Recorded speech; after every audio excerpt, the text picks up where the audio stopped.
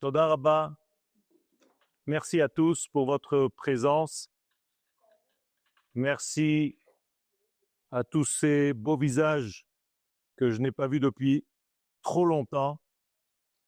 Je voudrais remercier d'abord et avant tout Nelly pour sa générosité de nous avoir donné la possibilité de rééditer dans nos éditions VAV, comme la lettre du lien Vav Achibour, ce magnifique ouvrage de Avraham Livni Zatzal, qui est en réalité la clé de tout ce que nous vivons depuis le retour d'Israël, qui en réalité était la clé du judaïsme de toutes les générations, et je dirais même le but même de la création du monde. C'est-à-dire que ce retour est ontologique à la création, à tel point que nos sages vont considérer la sortie d'Égypte comme création du monde numéro 2. Mieux encore, selon Rabbi Yehoshua, dans la Gemara, dans le Talmud, au traité de Rosh Hashanah, c'est la seule création du monde. Autrement dit, il ne fait pas référence à la création de la matière, mais au sens que va prendre toute cette création au moment de l'apparition du peuple d'Israël sur la terre. Et donc, il y a ici quelque chose de fondamental. Ce grand essayiste, ce grand enseignant israélien qui avait une lecture très précise de la Torah, très originale, qui a su comprendre le lien entre le peuple d'Israël et le retour à Tzion. Malheureusement, pas tout le monde a su comprendre le lien intime qui relie toute l'histoire divine que nous vivons, mais c'est son histoire. L'histoire d'Israël, c'est l'histoire de Dieu. À travers le peuple que nous sommes, eh bien, en s'attachant à un grand arbre, le Rav Kook, Zatzal, Avraham Livni a touché en réalité le sens le plus profond de la Torah, celui qui va être à la clé de la fin des temps. Je parle bien entendu de la Kabbalah. Alors bien entendu, ça a l'air simple parce que ça coule. Sa manière d'écrire coule de source, mais en réalité, il faut savoir que tout est lié à cette Torah de la Kabbalah. Malheureusement, cela aussi n'est pas compris parce que les gens pensent que la Torah de la Kabbalah, c'est la Torah des secrets, sans savoir ce que sont ces secrets. En réalité, il y a un seul secret. En hébreu, le mot sod, qui veut dire secret, veut dire le tout. Et donc la Torah de la Kabbalah, c'est la Torah de l'ensemble. C'est une Torah qui donne à celui qui l'étudie une vision d'ensemble.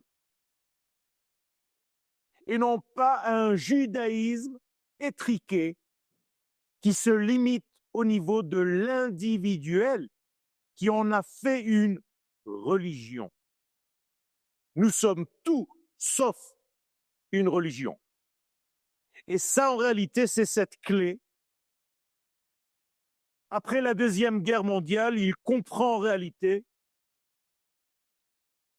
le sens sioniste du judaïsme.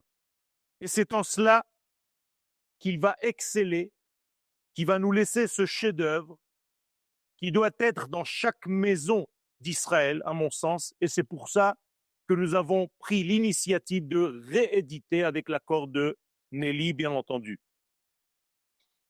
Avraham Livni Zatzal a compris que la Bible n'est pas un récit du passé, mais la clé de la lecture du présent.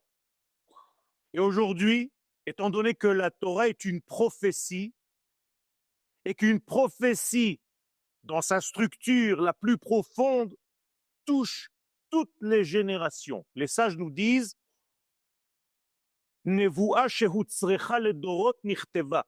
Il n'y a qu'une seule chose qui a été retenue par nos sages et par la Torah elle-même, c'est ce qui a trait à toutes les générations.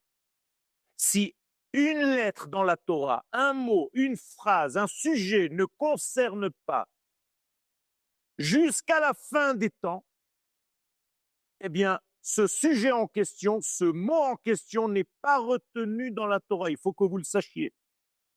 Ça veut dire que chaque fois que vous lisez la Torah, il faut la lire avec le présent que vous êtes en train de lire et dont les acteurs intérieurs de la Torah, que vous croyez comme des personnages appartenant au passé, sont en réalité ni plus ni moins que vous-même. Nous sommes les acteurs de ce que nous lisons. Et lorsque je parle d'un sujet quelconque, eh bien cela me concerne. Si je parle de la sortie d'Égypte, je parle de ma propre libération de cette vision étriquée, petite, mesquine de la Torah, pour justement avoir cette envergure, cette grandeur. Et il y a une très belle phrase du Rav Kook, arrêtez de servir un petit ciel, servez le grand ciel. Il faut s'élargir, il faut s'agrandir, il faut ouvrir sa bouche. Harchev picha va'amalle'ehu. Plus tu élargis ta bouche, plus moi, l'Éternel, je la remplirai. Alors si jusqu'à maintenant vous pensiez qu'il fallait être soi-disant médiocre, petit, discret, eh bien c'est exactement l'inverse. Vous savez qu'un kabbaliste, par définition, c'est celui qui veut tout. Pourquoi veut-il tout? Parce qu'il veut partager ce grand tout. Et donc, il va tout faire pour recevoir. Donc, la notion de Kabbalah veut dire réception, les kabel. Et donc, il va chercher à être sous le robinet de l'infini, sous le flux de l'infini, béni soit-il, pour recevoir le tout, parce qu'il veut partager le tout. Et c'est ça la Torah de la terre d'Israël. C'est ça la Torah que nous sommes en train de vivre aujourd'hui en clôturant l'histoire telle que vous l'avez connue jusqu'à maintenant. Dans pas très longtemps, nous allons passer dans une porte secrète, dans une autre dimension. Alors ce passage va se faire plus ou moins difficilement. Pour passer, il ne faut pas avoir un passeport tel que vous avez dans vos poches quand vous changez de pays, mais le passeport va être une certaine prise de conscience de cette splendeur divine qui est à l'intérieur de la Torah. Je veux bien entendu parler du Zohar. Le Zohar Akadosh de Rabbi Shimon Bar Yochai va être l'accès à ce nouveau monde, à ce passage vers cette nouvelle ère que nous sommes en train d'accéder. Le monde est en train de monter de niveau et c'est pourquoi le troisième temple qui est prévu ne sera plus détruit. Les temples ont été détruits parce qu'ils étaient décalés par rapport à la hauteur de l'humanité qui ne pouvait pas supporter cette grandeur. Nous allons donc grandir pour être fidèles à la même grandeur que ce troisième temple qui va apporter avec lui toute l'abondance divine dans un amour parfait, à tel point que les dalles du Beth Amikdash ne sont pas des dalles juste par la matière d'un marbre ou d'une pierre. Tocho, dit le roi Salomon, Ratsouf, Ahava, mi benot Yerushalayim. Le sol du Beth Amikdash sera rempli d'amour. Et lorsque vous allez marcher dans le Beth Amikdash pieds nus, cet amour va vous pénétrer à travers vos pieds pour remonter tout au long de votre être. Et vous allez sortir différent. Et je dis toujours aux élèves qui viennent écouter les cours, si vous rentrez dans un cours et que vous sortez sans une transformation de votre être, je vous demande gentiment de ne plus revenir à mon cours. Parce que ce n'est pas une acquisition d'information, c'est un changement de l'être. La Torah transforme celui qui l'étudie. Ça, c'est la véritable Torah. C'est pas une Torah qui nous donne des informations. Ça, je peux ouvrir mon Internet, mon ordinateur. Et étant donné qu'il s'agit d'une Torah beaucoup plus subtile, qui est en réalité l'ADN de notre vie, eh bien, je dois recevoir l'information qui réveille en moi la correspondance. C'est comme si je passais mon livre d'études tout au long de mon corps et il va magnétiser la même teneur qui se trouve à l'intérieur de moi. Le livre ne vient pas me donner une information que je n'avais pas. L'information est déjà en moi, elle est innée. Et quand je prends un livre, c'est tout simplement parce que j'ai oublié ma structure intérieure. Donc ce livre va aimanter cette structure intérieure, va l'éveiller, va la faire en réalité revenir à la surface. Et donc tout est en sommeil, tout existe, mais il faut tout simplement activer ce mouvement qui est en sommeil depuis 2000 ans. Et je veux parler bien entendu de la prophétie. Nous sommes tous prophètes dans notre structure intérieure profonde. Seulement ce muscle de la prophétie n'a pas servi durant plus de 2500 ans. Et aujourd'hui, nous allons travailler ce muscle pour retrouver notre nature la plus profonde, à savoir devenir le peuple, redevenir le peuple que Dieu a prévu que nous soyons. Celui qui revient sur sa terre, celui qui va retrouver sa structure la plus profonde, qui est une structure divine, et tout simplement va la vivre. La Torah n'est pas un livre, la Torah n'est pas inscrite sur du parchemin, sur des pierres. La Torah est inscrite dans nos vies. Ce que vous voyez à l'intérieur de cette armoire, c'est un livre de la Torah, pas la Torah. La Torah est beaucoup plus profonde que le livre. Le livre supporte des lettres, mais la Torah est bien avant ces lettres. Les lettres ne sont là que pour nous amener. Je joue avec les mots, c'est la racine du mot Emouna.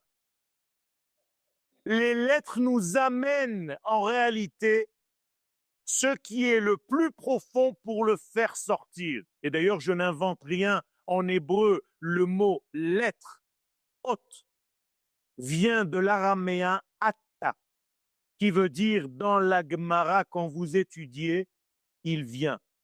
Atta Rabbi Shimon. Rabbi Shimon est venu.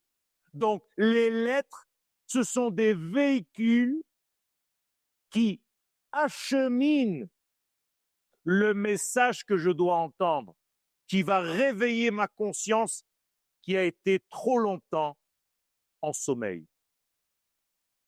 Et cette unité primordiale qui nous a donné vie, cette unité qui est tellement grande pour nous, eh bien, l'infini a décidé de faire passer ce message à travers notre canal. C'est incroyable. Imaginez-vous une lampe avec un nombre incalculable d'intensité. Pour que cette lampe éclaire, il va falloir mettre juste en face d'elle une résistance. À chaque fois que votre électricité saute, c'est parce que peut-être la résistance a sauté. Et pourquoi elle ne résiste plus? Parce que la lumière est trop forte. Et donc, par rapport à la lumière, tu achètes la résistance. Et quand tu achètes une lampe et qu'il y a marqué dessus 100, 200, c'est pas l'intensité de la lampe, c'est l'intensité de la résistance. Et voici que le peuple d'Israël, c'est la résistance de la lumière divine. Imaginez-vous la force. Vous vous rendez compte de la puissance que nous avons pour résister à la lumière divine? C'est extraordinaire. Ça veut dire que nous sommes les seuls capables d'appréhender cette lumière et de la diffuser parce que le but, c'est d'éclairer, comme avec la lampe. Et lorsque nous ne sommes pas nous-mêmes, parce que nous ne croyons pas en cette force intérieure qui nous habite, eh bien, on va vivre bien en dessous de nos capacités primordiales. Et donc notre judaïsme, chas v'shalom, devient étriqué, malade, parce qu'il n'est plus ce qu'il devrait être dans sa source. Et c'est ça qui est écrit dans ce livre. Parce que cette résistance, Israël a besoin d'être révélée au monde. Et c'est ce qui va se passer au moment de la sortie d'Égypte. Et bien entendu, à chaque fois qu'il y a une envergure tellement grande, eh bien, va apparaître une force tout aussi grande qui va essayer de casser le système, de déranger. Et donc, au moment où le peuple d'Israël se révèle dans le monde, eh bien, c'était en 2448 de la création du monde. Imaginez-vous la patience de Dieu. 2448 ans, il attend que se révèle cette résistance qui s'appelle Israël. Je ne parle pas de juifs, je parle d'Israël. Ça n'existe pas, cette notion de juif. Des fois, j'entends des cours, les juifs sont sortis d'Égypte. J'en connais aucun. C'est le peuple d'Israël qui sort d'Égypte. Et si tu ne sais pas ce que représente cette notion, ce concept Israël, ben tu ne peux pas avancer ni faire avancer les valeurs divines pour lesquelles tu as été créé. Car Jérémie nous dit que Dieu, donc c'est un prophète, c'est Dieu qui parle. Am zu yatsarti li. Je me suis façonné, fabriqué, gardé pour moi un peuple, spécialement pour moi. Tehilati yesapeu, ce sont eux, seulement eux, qui vont être capables de raconter mes valeurs à l'humanité tout entière. Et quiconque va jouer à prendre la place de ce peuple d'Israël va périr. Et chaque fois que quelqu'un s'est mis à la place de ce peuple d'Israël, comme le Pharaon en Égypte, où Akadosh Baruch Hu dit « Laisse sortir mon premier-né ». Vous savez ce que ça veut dire le premier-né? La première pensée de Dieu. Au moment où Dieu crée le monde, il a déjà une pensée qui s'appelle Israël. Israël kadmou laolam. Israël a précédé le monde. Je ne parle pas de bonhomme, de bonne femme. Je parle de ce concept Israël qui est une forme de vie qui un jour va s'habiller dans les êtres que nous sommes. Mais ça a pris 2448 ans pour que ce concept qu'on appelle Israël descende sur terre et s'habille dans 600 000 hommes, femmes et enfants qui vont sortir d'Égypte. Et lorsque le pharaon croit que c'est lui le premier-né de l'histoire, eh bien, tous ces premiers-nés d'Égypte vont mourir parce qu'il y a un seul premier-né. C'est ça le système. Et ce n'est pas la 10e plaie, les premiers-nés. C'était déjà annoncé au début. Si tu ne comprends pas que j'ai un concept dans ma tête, moi, l'Éternel, qui s'appelle Israël, tu vas tout perdre. Et après va venir la chrétienté et tous ceux qui essayent de prendre le système Israël pour s'appeler Vérous Israël à notre place. La même chose, ça ne peut pas tenir, ça va imploser. Goy sheshavat chayav mita. Si un goy qui n'est pas encore Israël venait à observer un Shabbat complet, il est condamné à mort. Pourquoi? Pas parce qu'il a fait quelque chose d'interdit, non, parce qu'il joue avec une lumière qui n'est pas de sa hauteur. Donc il est obligé de mourir. Chayav lamout. Vous comprenez comment ça marche? Ne joue pas avec le feu qui est beaucoup plus fort que toi. Par contre, si tu fais partie de ce peuple, toi, tu n'as pas le droit de jouer avec moins que ce grand feu. Et quand tu vas transformer ton judaïsme en petit degré, avec des rituels, mais tu vas tuer. Je ne sais pas qui a inventé ce mot, mais il a bien fait. Hein. Rituel. Il a massacré. C'est tout sauf un rituel. Et c'est en cela que ces livres clés de notre mémoire, j'allais dire, active, parce que c'est une mémoire active que nous devons développer. Et donc, lorsque ces forces du mal sentent que le peuple d'Israël va jouer son rôle, elles vont se réveiller. Et quel est le rôle d'Israël? De rentrer sur sa terre, de revenir sur sa terre pour fonder une nation souveraine et indépendante qu'on appelle aujourd'hui Médinat Israël. C'est pas pour venir habiter dans Eretz Israël seulement. Je ne sais pas si vous comprenez la nuance.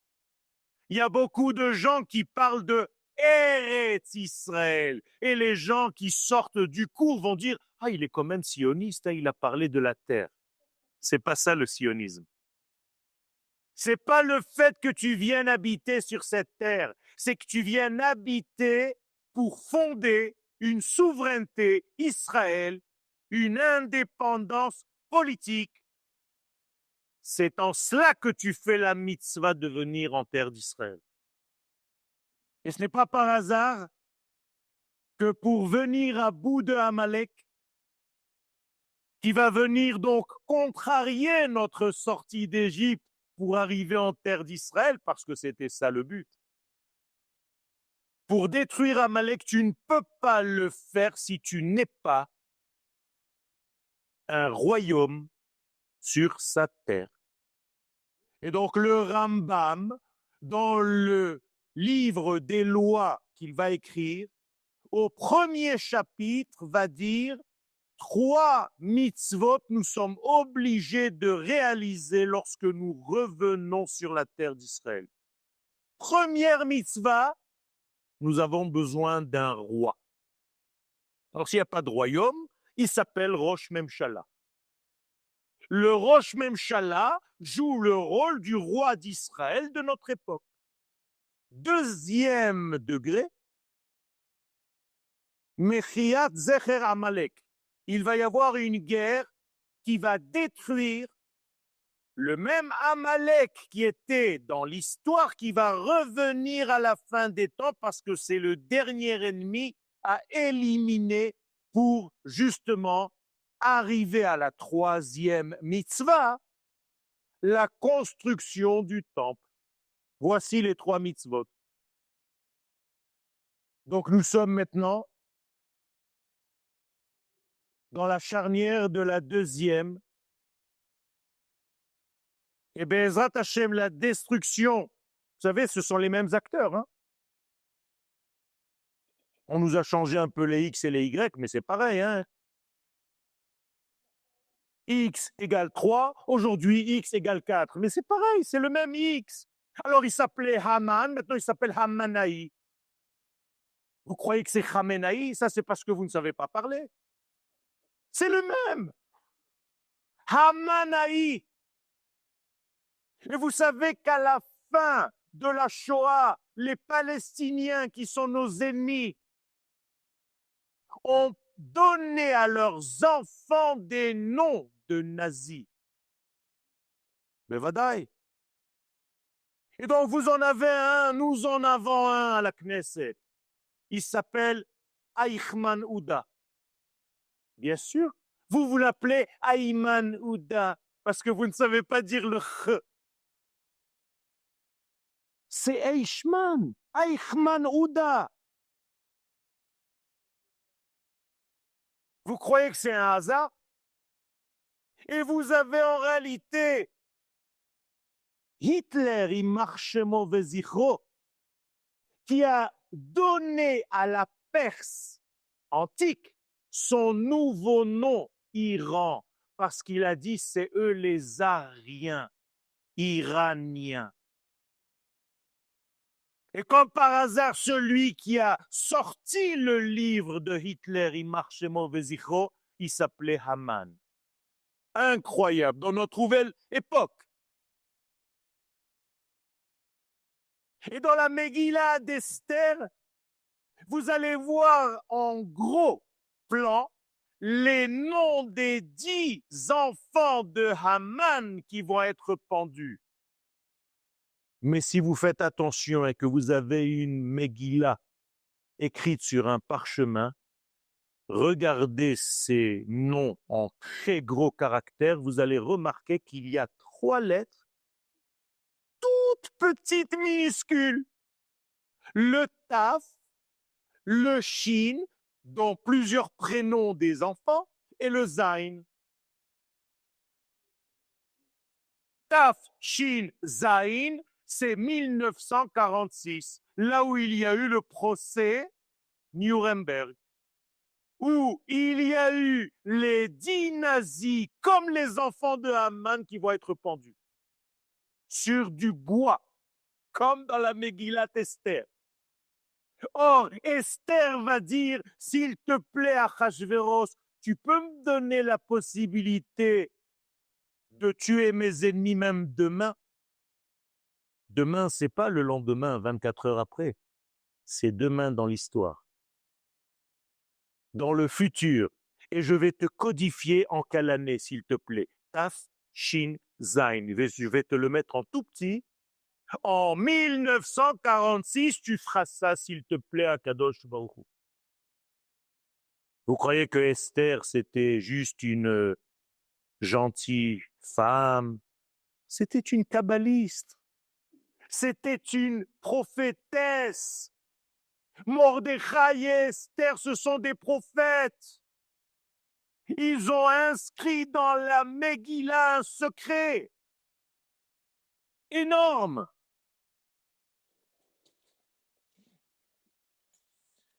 Je vais vous montrer quelque chose que vous ne connaissez pas. Vous voyez ce nom de Dieu, vous le connaissez tous. Mais vous ne le dites jamais. Vous dites celui-là. On est d'accord? Ça veut dire que ce nom-là, c'est celui qui est dit. Alors que ce nom-là, c'est celui qui est vu. On est d'accord? Pourquoi quand un enfant commence à lire, dès qu'il veut prononcer les lettres, je lui dis non, non, non, non, il faut dire comme ça. Il ne comprend pas l'enfant. Mais tout simplement parce que dans notre monde, il faut des mesures. Et les mesures viennent du din, qui est dans le nom de Adon. Alors que tout est entouré, bien entendu, à l'intérieur de cet amour. Seulement ça, c'est transcendant. Alors que ça, c'est immanent. Donc vous avez le transcendant et l'immanent. D'ailleurs, quand vous achetez une mezouza, faites très attention, c'est important. Pas tout le monde fait des mezouzotes comme celle-ci. Quand vous avez le nom que vous voulez voir, Shaddai, bien, ce nom-là, c'est celui qui donne les limites. Chez Amar le Olamo, Dai. Eh bien, ce nom de Shaddai, en transparence, quand tu regardes à la lumière, tu devrais voir derrière Vehaya, c'est-à-dire ce nom-là. Et donc, en réalité, les mezuzot qui sont faites selon la Kabbalah, ce sont des mezuzot où ce nom-là est couché sur le dai, sur le din, comme dans la mezouza. Ça veut dire qu'il y a mâle et femelle d'un côté et de l'autre de la mezouza. Maintenant, pourquoi je vous ramène ça? Bien, c'est incroyable. Parce que la Mishnah, qui parle de Purim, va nous dire la chose suivante. Attachez vos ceintures. Megillah Nikret. Déjà, une formulation très bizarre. Moi, j'aurais écrit Korim et ha-Megillah, et je vais te donner les jours où on peut lire la Megillah. Vous savez qu'on peut lire la Megillah pendant 5 jours si on n'a pas de possibilité de la lire comme on a l'habitude de la lire à la fin du jeûne et le lendemain matin de Purim. Alors, quand est-ce qu'on a le droit de lire la Megillah? Le 11, le 12, le 13, le 14 et le 15. Ça veut dire qu'il y a 5 jours pour lire la Megillah, mais pas pour lire la Megillah. Je viens de vous dire la formulation des sages. Megillah Nikret. La Megillah, qu'est-ce que ça veut dire Megillah en hébreu? Dévoilement, les galotes. Donc, si tu dévoiles quelque chose, c'est avec ce nom-là, puisqu'il donne les limites, on est d'accord? Donc, quand est-ce que la Megillah est lue, donc prononcée comme ce nom-là? Le 11, le 12, le 13, le 14 et le 15 du mois de Adar. Et après, les sages vont rajouter une phrase. Lo pachot velo yoter. Moi, j'aurais dit lo lifne velo achare. Ni avant, ni après, pas ni moins, ni plus. C'est quoi cette façon de parler l'hébreu? Ils ne savent pas parler, les sages. Ils savent très bien parler. Tout est codifié. Parce que le 11, le 12, le 13, le 14 et le 15, faites le total de tous ces jours-là, 11 plus 12 plus 13 plus 14 plus 15, ça va donner exactement la valeur numérique de 65. Ce nom-là, c'est-à-dire que c'est à ce moment-là que le din se trouve dans le monde. Cette année, c'est vendredi qui vient, samedi, dimanche, lundi et mardi. Moi, je vous ai rien dit, hein? Maintenant, la deuxième partie de nos sages, lo pachot velo yoter, pachot, moins que 11, c'est combien? 10. Plus que 15, c'est combien? 16. 10 plus 16, 26. Vous avez compris la sagesse de nos sages? C'est extraordinaire. Ça veut dire que les sages sont en train de nous dire que certaines choses doivent être révélées. Donc, c'est ce nom-là, valeur numérique 65. Et pourquoi c'est 65? Parce que 6 et 5, ça fait combien? 11. Ce sont les deux dernières lettres du nom de Dieu qui correspondent à notre existence. Le 6 plus le 5 égale 11. Mais il faut que tu saches que même lorsqu'il y a une rigueur dans ce monde, c'est-à-dire une guerre où des soldats vont participer à cette guerre, sache qu'avant et après, autrement dit, comme une parenthèse, il y a ce nom de miséricorde qui protège tout ça. Rabotaï, c'est extraordinaire. Ça, c'est une petite chose. C'est tellement comme ça qu'on peut sans arrêt étudier. Et vous comprenez pourquoi les gens n'ont plus envie de sortir de leur table d'études. Parce qu'il y a des secrets tellement codifiés à l'intérieur. Et donc tous ces acteurs vont être là. Qui est capable de donner sa vie pour sauver le peuple d'Israël? Les soldats.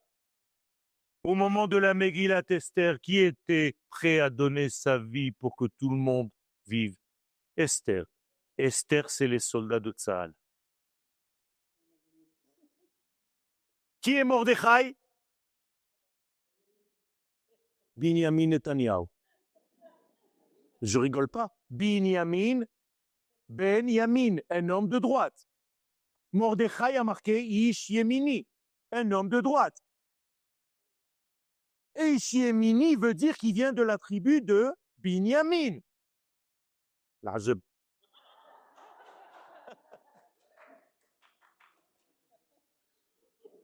Il reste Achashverosh. C'est qui Achashverosh? Trump. Ben oui. Monsieur Trump, c'est Achashverosh. Il est assis. Il y a Mordechai d'un côté, Binyamin Netanyahu. Il y a Haman, Chaminaï, je vous l'ai dit maintenant. Il est de l'autre côté. Et si l'histoire se répète, eh bien, la semaine prochaine, Bezrat Hashem, on va recevoir la bague du roi des rois. Moi, je ne sais pas, je ne suis pas en train de faire des pronostics. Je vous dis juste que l'histoire se répète. Et c'est en cela que Abraham Livni et que tous ces grands du peuple d'Israël ont laissé une trace d'une Torah d'une autre envergure. Vous comprenez bien qu'il faut arrêter de jouer aux billes. Face à cette grande menace mondiale, il y a une seule possibilité de sauver le monde. Parce que nous sommes là pour sauver le monde. C'est le Zohar. C'est la lumière de la splendeur. Et pourquoi? Parce que c'est la seule arme aujourd'hui qui soit à ce niveau-là. Et les sages le savaient déjà depuis longtemps. Dans les maximes de nos pères, Pirkei Avot, Avtalion Omer, Avtalion nous enseigne, Chachamim, Izaharu bedivrechem. Traduction en français, sages d'Israël, faites attention à vos paroles. Non. Izaharu bedivrechem. Mettez du Zohar dans vos paroles. Pourquoi? La Mishnah elle continue. Shema tachovu chovat galut. Sinon, vous allez rester en exil. Vous n'allez pas comprendre la Torah d'Eretz Israël. Vous allez garder votre communauté là-bas. Si c'était ça simplement, ça va encore. Mais il continue, Avtalion, il lâche pas le morceau. Veyavou hatalmidim achabaim acharechem. Et vos élèves à qui vous avez donné cette Torah vont venir après vous, veishtu. Ils vont boire min hamaim hamarim. Ils vont boire de cette eau amère que vous leur avez laissée. Veyamutu. Et ils mourront. Chas v'shalom. Vous vous rendez compte, une Mishnah que vous avez vue sûrement des milliers de fois dans vos vies. Veninsa shem shamain mitchalel. La suite. Et tout ça, c'est une profanation du nom d'Akadosh Baruch Hu. Vous comprenez pourquoi le retour du peuple d'Israël sur la terre, c'est l'espoir de l'humanité tout entière? Parce que nous sommes responsables de véhiculer cette lumière dans le monde.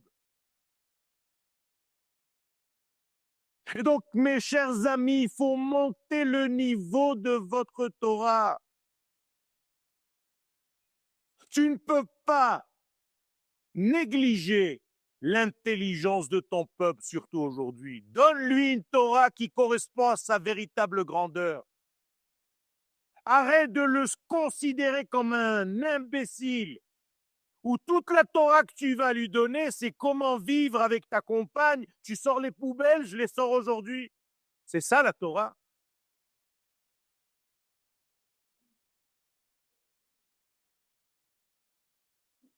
Rabotai, nous avons tellement de chance d'avoir cette splendeur. Ve'amaskilim yazhiru kezohar harakia.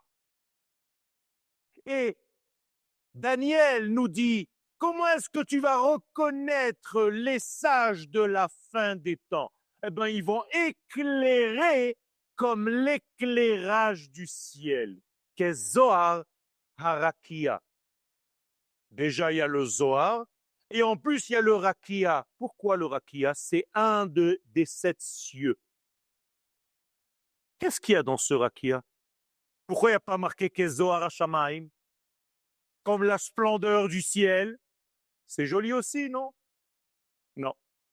Rakia, c'est le ciel spécial où à l'intérieur se trouve qui? Israël.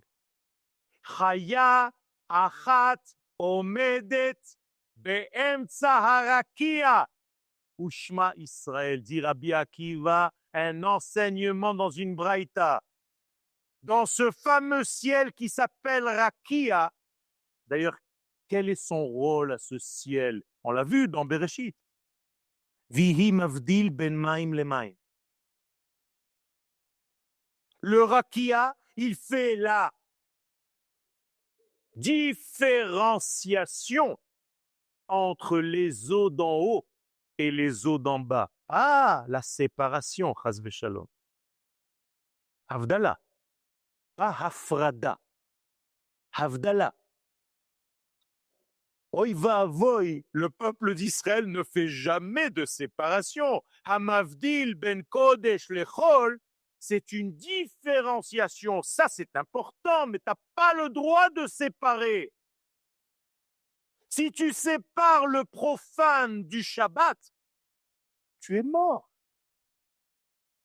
Le profane vit parce que le Shabbat vient se déposer en lui.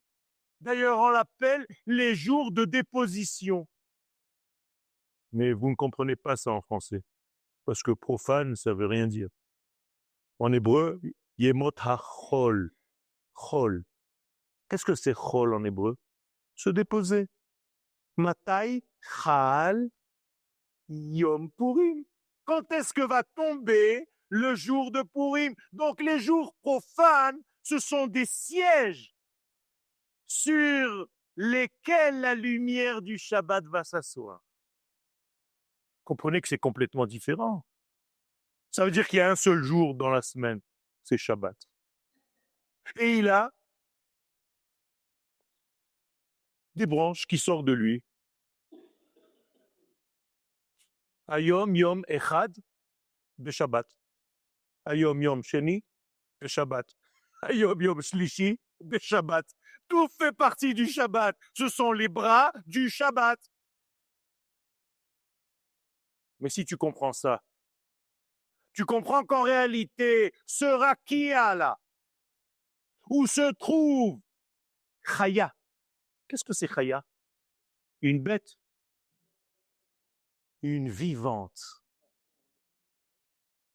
une forme de vie essentielle qui s'appelle Chaya et qui s'appelle Israël. Chaya Achat, elle est une dans sa structure primordiale. Quand tu oublies cette unité, tu commences à t'endormir. Que dit Aman dans le début de la Megillah d'Esther? Yeshno Am Echad. Il y a un peuple qui est un. Comprenez que ça n'existe pas ce concept. Le un, c'est que Dieu. C'est lui l'unité. L'unité n'est pas comprise dans notre monde. Nous sommes dans un monde de pluralité. Et pourtant, il y a un peuple qui est comme l'unité divine dans ce monde, Israël. Et Rabbi Akiva nous dit d'une manière très poétique, mais très profonde, Vechakuk al mitzra Israël, est gravé sur son front de cette forme vivante, Israël. Et qu'est-ce qu'elle fait?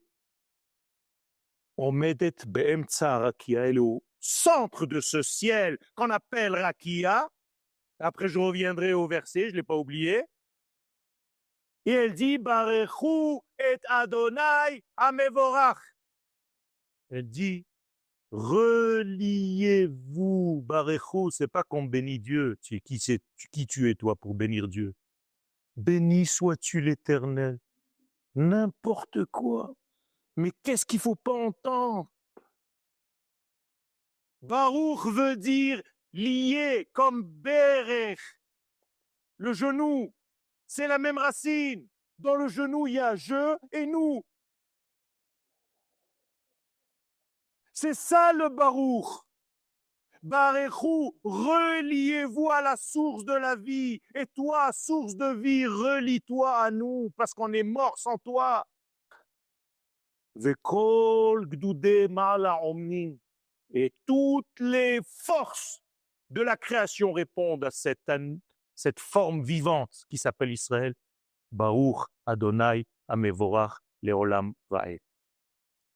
Merci à Kadosh Baruch Hu d'être relié constamment à notre monde et à jamais parce que c'est de toi que nous vivons.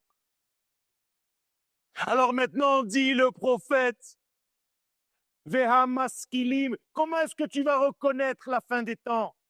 Il y aura des grands d'Israël, des géants.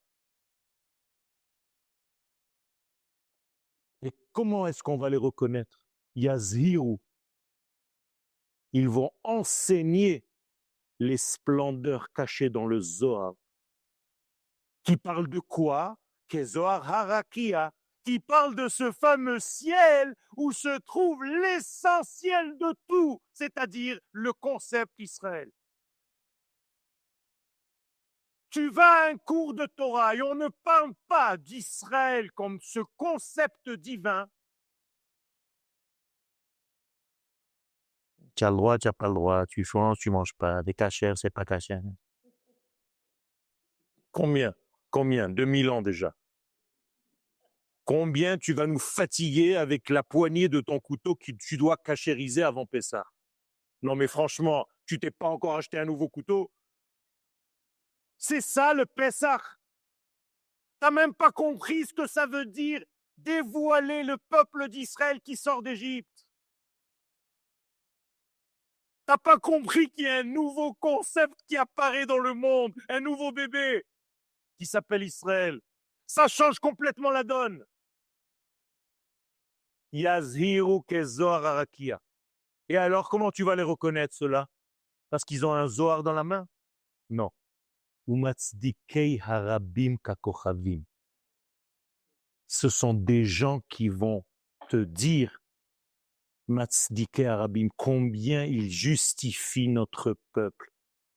Et qui disent à qui veulent entendre que notre peuple mérite la Géoula. C'est ça le secret, Rabotai. C'est le secret de l'amour de quelqu'un qui ne me ressemble pas et que je ne peux pas lui faire une remarque. Chas v'shalom. Ah, toi, tu n'as pas la tête couverte et toi, tu n'as pas... Mais qui tu es, toi?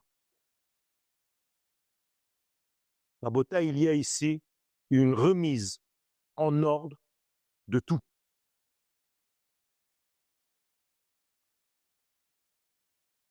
Il faut enseigner cette Torah aux enfants à partir de 5 ans. Sinon, ils vont grandir et à 18 ans, ils vont te dire, toi et ton bon Dieu, vous m'avez fatigué. Tu n'as pas le droit, tu n'as pas le droit, tu n'as pas le droit, tu n'as pas le droit. C'est ça la Torah? C'est un livre de loi? Non, mon fils, la Torah, c'est la vie. C'est ton ADN, c'est inscrit à l'intérieur de nous.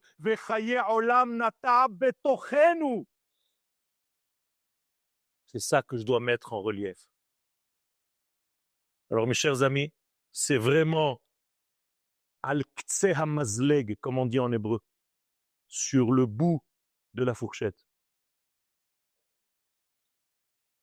Sachez que nous avons de grands maîtres, Lo Alman Israël. Israël n'est pas orphelin. Nous avons de grands maîtres. Un jour, j'ai été voir mon Rav, le Rav Zuckerman Zatzal. Zecher Tzadik Livracha, je le dis, Kvod Harav. Il y a des gens qui étudient avec Eliyahu Hanavi encore. Est-ce qu'il y a encore des gens qui étudient avec Eliyahu Hanavi? Il m'a regardé, il m'a dit, qu'est-ce que tu crois? Mais bien sûr. Mais bien sûr. Alors, Bezrat Hashem, il faut tout simplement élargir vos ustensiles de réception. Vous n'avez rien d'autre à faire, ni monter au ciel, ni rien. Restez là tranquillement. Élargissez votre neshama. Comment est-ce qu'on fait ça? Vouloir plus. C'est ça, élargir son ustensile. C'est là où j'entends quelqu'un qui correspond à ma neshama, je me colle à lui et je ne le lâche plus. C'est comme ça que pendant une vie, tu peux te chercher un rave. Mais quand tu l'as trouvé, ne lâche plus. Parce que c'est une correspondance au niveau des neshamot. Et il parle un langage que tu veux entendre et que tu aurais pu dire à sa place. Si tu avais les mots. Donc, mes chers amis, élargissons-nous. Regardez-moi bien, Inara. Je parle bien entendu au niveau de notre volonté. Pas pour l'ego, pas pour qu'on t'appelle. Pas du tout. Chas v'shalom. Tout ça, il faut jeter à la poubelle, toutes ces notions de kavod et de machin. Rabotai, tout ça, c'est pour lui. C'est pour lui, pour dévoiler son nom sur terre. Avant de venir au cours, je pleure. Akadosh Baruch Hu, fais-moi sortir les vrais mots parce que mon seul but, c'est que ta présence soit manifestée d'une manière concrète dans notre monde. Et c'est ce qu'on va voir bientôt, Bezrat Hashem. Toda Rabba.